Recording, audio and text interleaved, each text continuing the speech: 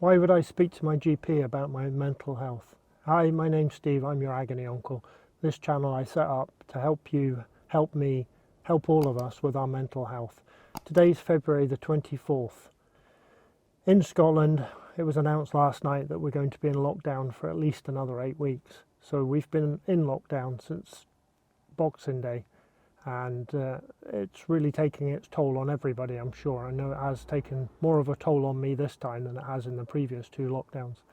So I thought I would just check in with you today, see how you're doing with your mental health, and perhaps answer some of your questions that you would have about why would you speak to your GP about your mental health. As I say, a lot of us are suffering right now, and it's not so easy to get an appointment with your GP.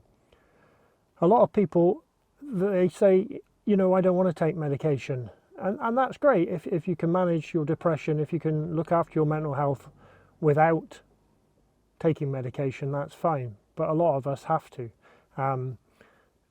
Medication in the past has had really bad press, and I know my parents, they both were on medication for their anxiety and their depression, and it had some quite nasty side effects on them. But things have changed, things have moved on. And one group of medication you can take that I know has helped me is S.S.R.Is, which is serotonin uptake inhibitors.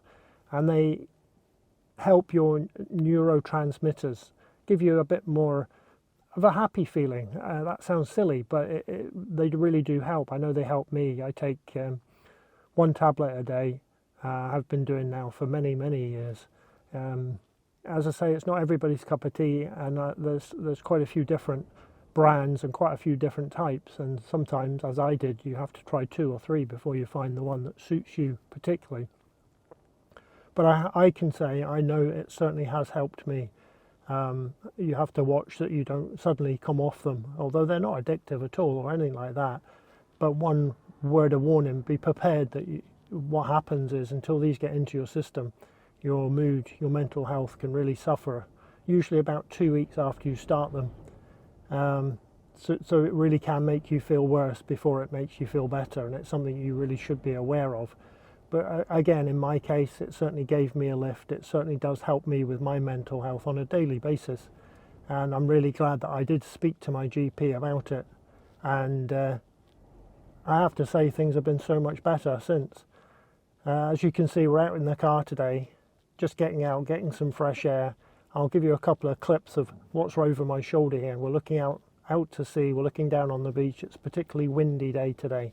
It's not a great day for walking and filming, so I thought we would just sit in the car. And I really want to know, how are you getting on? How are you dealing with this lockdown? How are you dealing with your mental health and your anxiety? Have you been to see your GP? Have you got a good GP? Can you discuss things with your GP? Again, if you are suffering, speak to your GP. Really have a chat with them and tell them you're suffering. And if they suggest medication, I strongly suggest you give it a try. You may have to try 2 or 3, but really it is worth it. Let me know how you're getting on. Don't forget, as I always say, if you don't take some time to look after yourself, including your mental health, you can't look after anybody else. Until next week, thanks for joining me.